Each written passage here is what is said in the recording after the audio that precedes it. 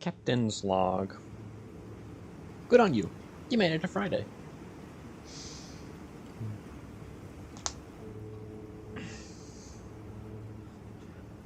I have recently, I say recently, at time of recording, gotten back from an hour ago, a club meeting.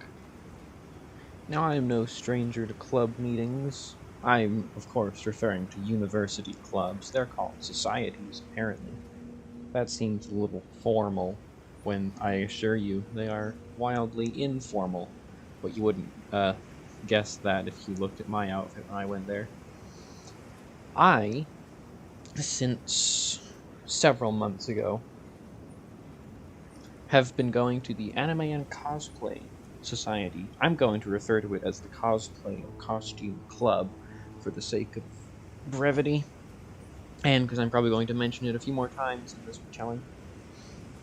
Anyway, I've been going to the Cosplay Club every single time, dressed in a full Riddler outfit.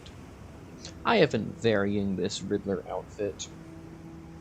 I've had it be similar to more comic book appearances.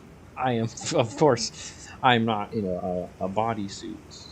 Heavens, no, I don't have the confidence for that yet. Maybe, I don't know. Perhaps one day. But certainly not anytime soon. And certainly not during the winter. Anywho. Various things. I have 3 green suits that I have been kind of splicing and mixing bottoms and tops with. The most consistent one has been the 1966 Batman Riddler suit jacket. I've worn that almost every club meeting. With dark green pants or bright green pants, but mostly dark green pants since I have to walk over there. And I have the rest of the outfit, bowler hat, tie, gloves, all that in my backpack while I walk there wearing a raincoat. But as I was saying, I've recently gotten back from the Comic Book Society meeting, the first one I've been to. And it was alright. I enjoyed myself. It was a discussion event. Apparently, unlike the cosplay club, where you watch anime or do trivia, they kind of, they do that every week. They switch it up, where they'll it'll be a debate, or we'll bring in a PS and we'll play Injustice or something. Or we'll watch movies, or we'll bring in comics and show them off to each other. I went to a debate one, again in full Riddler outfit.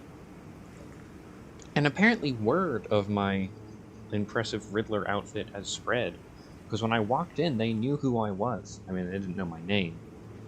But, they're like, oh, you're the guy that dresses up as Riddler. We heard about you from the board of the Cosplay Society.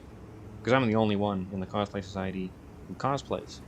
I mean, the secretary of it? There's a board, treasurer, welfare, secretary, and chairman. I am running for chairman. The election is next week. Maybe I'll explain how that goes next Captain's Log. But this Captain's Log, I'm going on about that. I think that's enough about me specifically for now, however. Not that the log is over, just I'm done talking about myself. Rare thing that Captain Vile doesn't want to talk about himself. Here's something interesting. The other day, if you ever looked at a meme and then you're like, yeah, it's kind of funny, breathe out of your nose, and then a week later, you're in class and you think of that meme, and because you're in class and it would be inappropriate to start laughing or kind of chuckle, it's much funnier, and then you're actively trying not to laugh, and everyone's kind of looking at you like, what's going on? Are you schizophrenic or something? Huh? And it's just like when knee surgery is tomorrow or something. That stupid image. Anywho. I say that a lot, anywho. I'm getting off track. Bad thing about not scripting things is it's not scripted. I don't have anything to follow. Just a general idea. I had seen a couple years ago I've seen it multiple times in a span of a few years. There's this video of a guy, he's a dog chiropractor. That's something I didn't even know existed. It's something, upon thinking about, of course it would exist, it'd be part of a veterinary experience. But dog chiropractic. What the funny thing is, like the joke of the video, the bit, is dogs always kind of look terrified and freaked out afterwards. Like the guy grabs them by the neck and puts his hand on their back, and he like pushes their head into their rib cage or something, and and the dogs just kind of stand there frozen, like a landmine just gone off, and they are having shell shock. And they look terrified because they can't comprehend what's just happened. They had a pain, or they couldn't move a leg or something, or it hurt to move a leg, and all of a sudden, this giant, who is very familiar to your owner, comes out of nowhere, grabs you by the snout and by the leg, and like pulls you like a unicorn, not an accordion. Unicorn. And you do that like, you know, the cartoon Where'd You Go, Boy? And he like makes you do that, and suddenly a pop has happened and your spine feels better. They have no understanding of what happened. Something weird and uncomfortable has happened to them, and they feel better. Imagine if you were walking down the park, like you were on a walk, and you're like, you know what, I'm thinking maybe burgers for dinner. Do I want to go to the store and buy mayonnaise? I'm all out of mayonnaise. But even I don't have mayonnaise, should I have fries? I don't know what to do. And then all of a sudden a UFO lands in front of you. And then this, like, creature that's 10 times your... Well, that's threatening.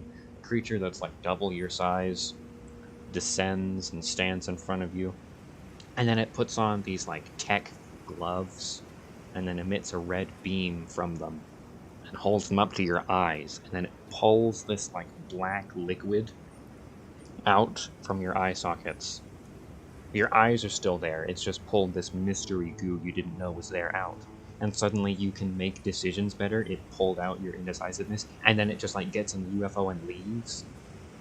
Like it just harvested your doubt or something. I wouldn't even be able... That's the closest thing I can say to it. Because it would be something we couldn't comprehend. That's something we could comprehend. My uncertaintiveness has been taken away from me. I don't know if I said insecurity or uncertainness, but it would be something we couldn't even think of, because it's alien. That's something sci-fi movies kind of get wrong when they're describing, oh, it's alien. It's completely alien to me, but you know about it, you can conceive it, so it's not. It's just not what you would immediately think of. Which also, that train of thought of like, I couldn't even think of that. What if everyone was a cyclops? I say this in like because we have depth perception, you know. We have depth perception, we have 2 eyes. If we only had 1 eye, we wouldn't know what depth perception was. We couldn't conceive of the idea. So what if we had like a 3rd eye, and I don't mean like a mystic sense, I don't know what it means. The spiritual 3rd eye. I mean like Simpsons mutation 3rd eye in between your right and left eye. Your middle eye, I guess it would be called. Is there like another depth of field we'd gain? Probably not. But who knows? What if there's an organ that we're missing? That way... I mean, sharks have something in their snout that lets them sense electromagnetic fields. There's a bunch of stuff. There's, like, animals can see in the dark. We kind of got the short end of the stick. I mean, we got thumbs, but we didn't get anything cool. Why can't we have, like, a filter on our eyes? Where it's like, I wanna know what that person's thinking. I can, like a reptile or a chicken. Did you know chickens have that, like, eye lens that reptiles have? I did, because I had chickens growing up. That's a story for another day, but yes, Captain Vile had pet chickens. I think I've talked about that before, actually. Anywho, you have, like, an eye lens, and you can... I can now see what this person's thinking, or, like, feeling. I guess that's specifically a me thing. If you're like, oh, Captain Vile, you can sense that by looking at their face expression. Well, I can't. That's I don't think I've gotten into that, to be honest. It's ever come up because I play video games and they're exaggerated and cartoony, and it's pretty easy to read those face expressions because they're specifically been designed to, but not people. No, I have trouble reading face expressions. Fun fact. I can only read, like, extremes, and even then I won't be completely sure. Like, for example, I only know of this as an example because of cartoons and I've associated crying with sadness. But, like, if I saw someone crying, I wouldn't know what was up.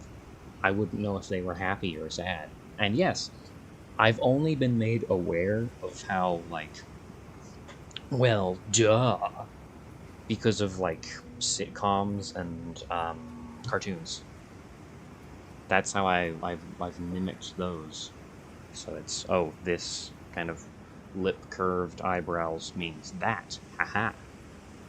But even then, that's failed me sometimes, so I just kind of take people on their word, which hasn't gotten me too far, I'll tell you. Oh well. If I could, like, flip a switch on my eyes and be able to, like, read faces better. Because to me, it's fuzzy until it isn't, and when it isn't, it's not clear. That's not to say I have cataracts, that's to say